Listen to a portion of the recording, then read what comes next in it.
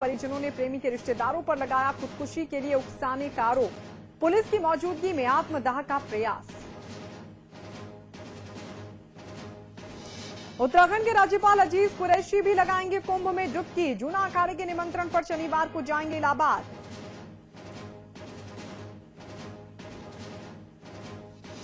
Golf premiere league 2013 के लिए मुंबई में खिलाड़ियों की नीलामी। उत्तराखंड लायंस ने टूर्नामेंट के सबसे महंगे खिलाड़ी डेरेन क्लार्क को खरीदा। एशियन होल्डर चपचई निरात और गोल्फर शंकर दास भी उत्तराखंड लायंस की टीम में।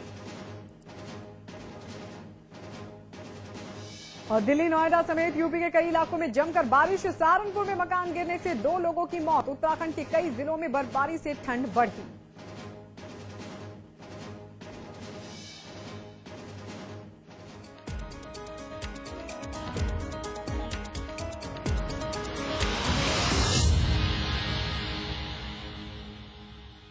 अंतर्राष्ट्रीय स्तर के टूर्नामेंट गोल्फ प्रीमियर लीग 2013 में उत्तराखंड लायंस ने शानदार शुरुआत की है।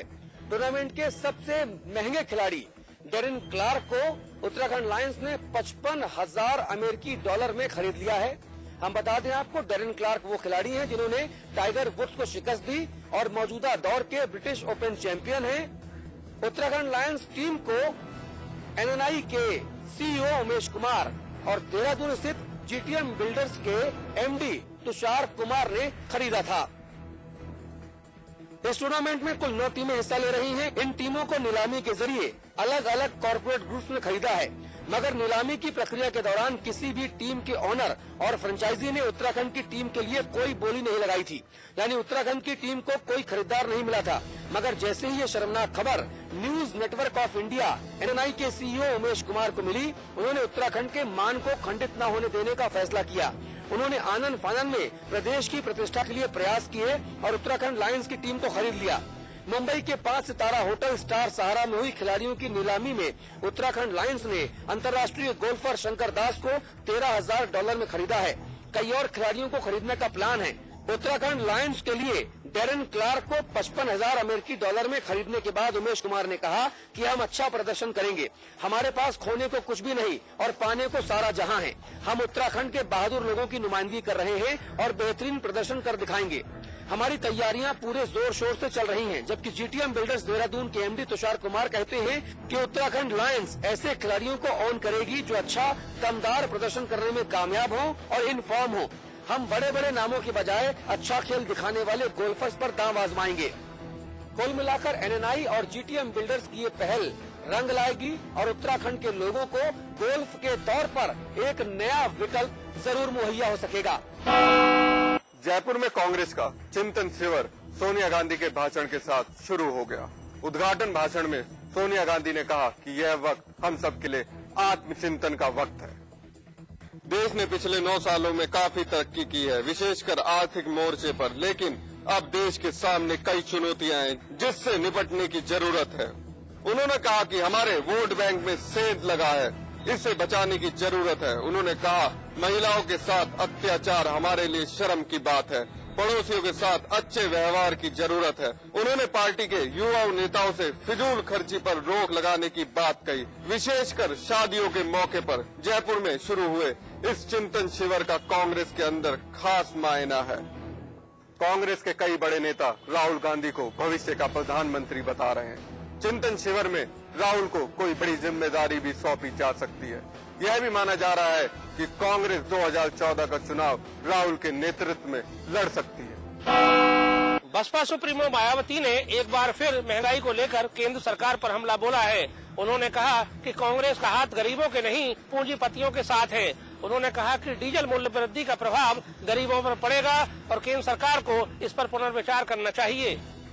बसपा प्रमुख मायावती का कहना है कि डीजल के दामों में बढ़ोतरी का प्रभाव सबसे ज्यादा गरीबों पर ही पड़ेगा।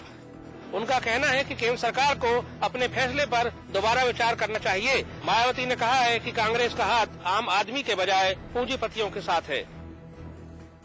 इससे देश में लगभग हर स्तर पर अब महंगाई काफी ज्यादा बढ़ेगी और यहाँ आम जनता का जीवन गुजर बसर करना और भी ज्यादा कठिन व कष्टदायक हो जाएगा। इसलिए इस निर्णय के बारे में केंद्र की सरकार को फिर से जरूर पुनर्विचार करना चाहिए। समर्थन के साथ साथ विरोध करना भी कोई मायावती से सीखे। केंद्र सरकार को बाहर से समर्थन दे रही बसपा प्रमुख मायावती ने हालिया डीजल के दामों में वृद्धि के मामले को लेकर केंद्र सरकार की जिस तरह से खिंचाई की है, उससे ये साफ हो चला है कि उन्हें केंद्र सरकार के समर्थन के साथ साथ अपने समर्थकों की भी चिंता है और आने वाले लोकसभा चुनाव में कहीं कांग्रेस के समर्थन के चक्कर में उनके समर्थक न छिटक जाएं, इसका भी वे ध्यान रख रही हैं। डीजल की बढ़ी हुई कीमतों पर समाजवादी पार्टी ने विरोध जताया है। सपा के राष्ट्रीय महासचिव रामगोपाल यादव ने कहा है कि ये फैसला पूरी तरह से जन विरोधी है। सपा सरकार के हर जन विरोधी फैसले का विरोध करती है। डीजल के दाम बढ़ने से इसका व्यापक असर पड़ेगा। रोजमर्रा की चीजों के दाम बढ़ेंगे, साथ ही साथ किराया भी बढ़ेगा, जिसे किसी रूप में उचित नहीं कहा जा सकता है। समाजवादी पार्टी इसका विरोध करती है। अब इस बढ़ोतरी से और जो बल्क में बढ़ोतरी की है, उससे किराए भाड़े में जो वृद्धि होगी, उससे कोई भी ऐसी जरूरी चीज नहीं है जिसके दाम न बढ़े। आदमी के जीवन में काम आने वाली, रोजमर्रा के जीवन में काम आने वाली हर चीज की कीमत बढ़ेगी। उत्तर प्रदेश में आयोजित हो रहे आईएएस मीट के दूसरे दिन मुख्यमंत्री अखिलेश यादव ने आईएएस अधिकारियों की जमकर क्लास लगाई। अखिलेश यादव ने कहा है कि कुछ अधिकारियों की वजह से इस पद का सम्मान खो गया है। मुख्यमंत्री अखिलेश यादव ने यह भी कहा है कि आईएएस अधिकारियों को समीक्षा करके ये कोशिश करनी चाहिए कि कैसे उनका खोया हुआ सम्मान उन्हें फिर से वापस मिल सके। उत्तर प्रदेश में इन दिनों आईएएस मीट का आयोजन किया गया है। समूचे प्रदेश से सभी आईएएस अधिकारी इसमें शामिल हो रहे हैं। मीट के दूसरे दिन भी आईएएस अधिकारियों के सम्मेलन में मुख्यमंत्री अखिलेश यादव बतौर मुख्य अतिथि शामिल हुए। ये सम्मेलन विधान भवन के तिलक हॉल में आयोजित किया गया है। इस सम्मेलन में मुख्यमंत्री अखिलेश यादव ने अधिकारियों की जमकर क्लास भी लगाई है। मुख्यमंत्री ने आईएएस अधिकारियों को सलाह देते हुए कहा है कि अधिकारियों का सम्मान दिन प्रतिदिन कम हो रहा है और समीक्षा करके उन्हें ये कोशिश करनी चाहिए कि कैसे उनका खोया हुआ सम्मान उन्हें वापस मिल सके। मुख्यमंत्री अखिलेश यादव ने ये भी कहा है कि आईएएस अधिकारी सरकारी योजनाओं पर निगरानी रखें और उसे लागू करें। केंद्र की सरकार पर आरोप लगाते हुए मुख्यमंत्री अखिलेश यादव ने कहा है कि धान खरीद में केंद्र का सहयोग नहीं मिल रहा है। वहीं लखनऊ की घटना पर भी मुख्यमंत्री अखिलेश यादव ने मदद और कार्यवाही का आश्वासन दिया है। मुख्यमंत्री अखिलेश यादव ने सूबे की कानून व्यवस्था पर चिंता जताते हुए कहा है कि अभी उत्तर प्रदेश में कानून व्यवस्था के मुद्दे पर और काम करने की जरूरत है। बहरहाल ये कहना गलत नहीं होगा कि जिस तरह के बयान मुख्यमंत्री अखिलेश यादव दे रहे हैं, उससे आने वाले दिनों में सूबे में एक बड़ा प्रशासनिक फेरबदल होने की संभावना है।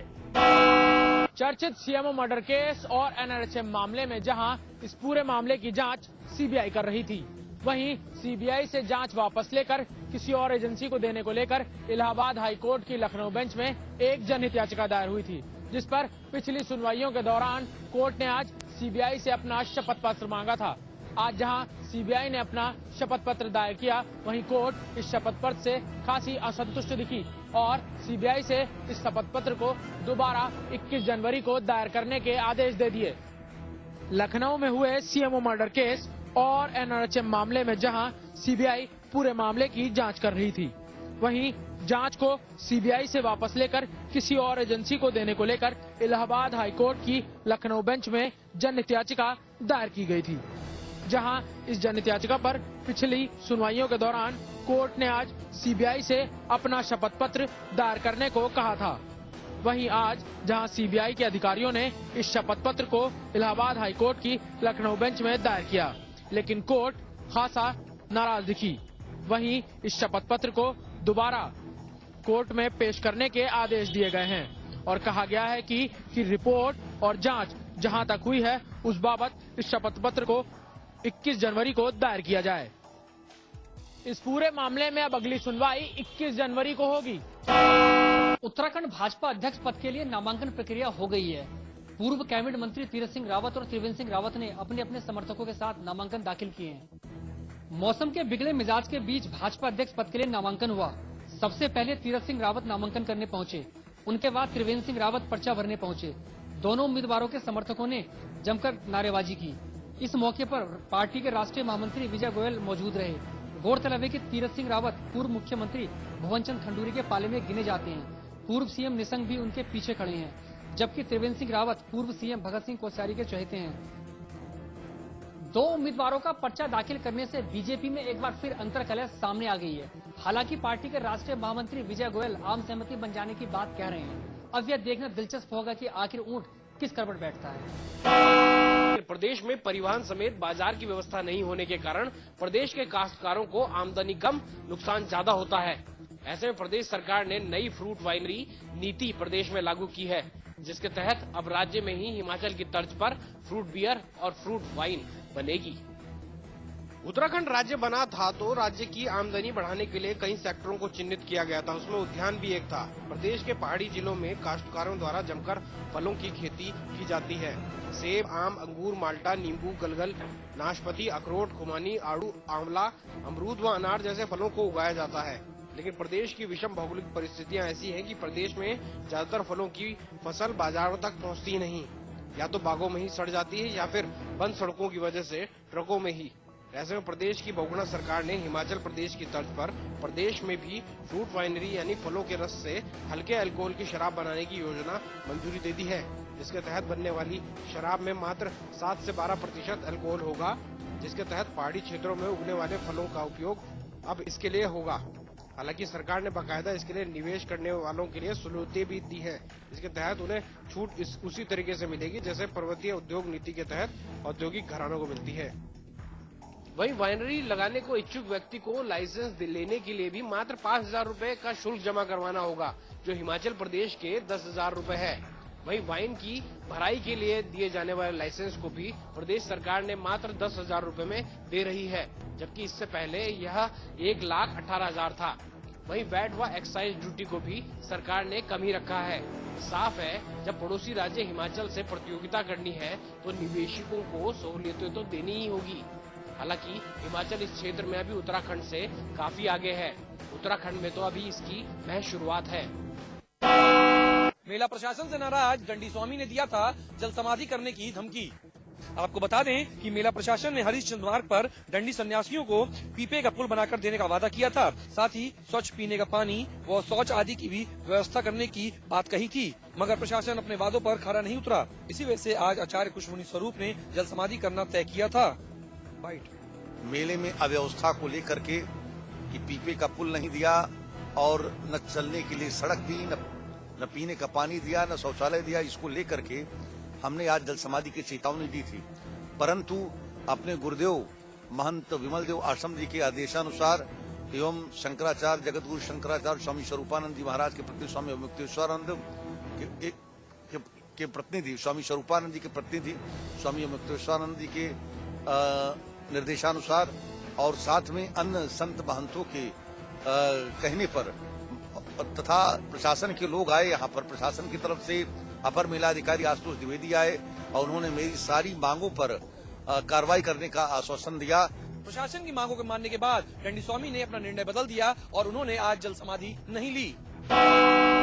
कुंभ मेला क्षेत्र की सुरक्षा व्यवस्था बढ़ा दी गई है। सुरक्षा व्यवस्था के दौरान एक सघन चेकिंग अभियान का भी आयोजन किया गया, जिसमें पुलिस के साथ साथ सेना ने भी हिस्सा लिया।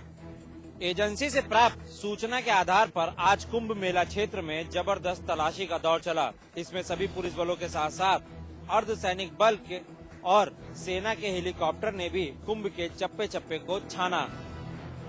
हाई क्लास जो अधिकारियों को कोई इन्फॉर्मेशन मिली होगी, क्या है मैं जान चाहता हूँ।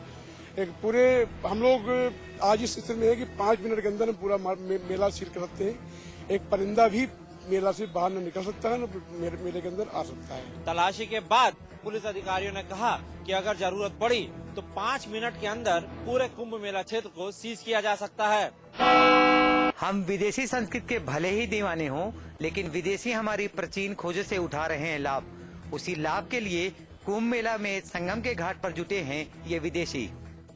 माइकल और आइकोनी कल तक गंभीर बीमारी से पीड़ित थे, लेकिन आज इन्हें योगा ने बना दिया चुस्त तंदुरुस्त। कुंभ मेले के मौके पर संगम के तट पर योगा कर रहे इन लोगों में से कुछ दिन पहले तक माइकल और आइकोनी जैसे ही थे। योग गुरु महेशानंद के शिविर में चलने वाले हर रोज के योग अभ्यास में इसी तरह स्वास्थ्य लाभ ले रहे ये विदेशी, साथ ही हमारी संस्कृति से भी हो रहे हैं रूबरू। पूरे विश्व में भारत की वैदिक संस्कृति और सरस्वती संस्कृति जो है ऋषि मुनियों का ज्ञान जो है उसके द्वारा और yoga and daily life science ज्ञान विज्ञान के द्वारा सारे विश्व में शांति हो। जिस सूट बूट और टाई पर हम नाज करते हैं उसके जनक आज हमारे सानिध्य में है। इनके योग सीखने से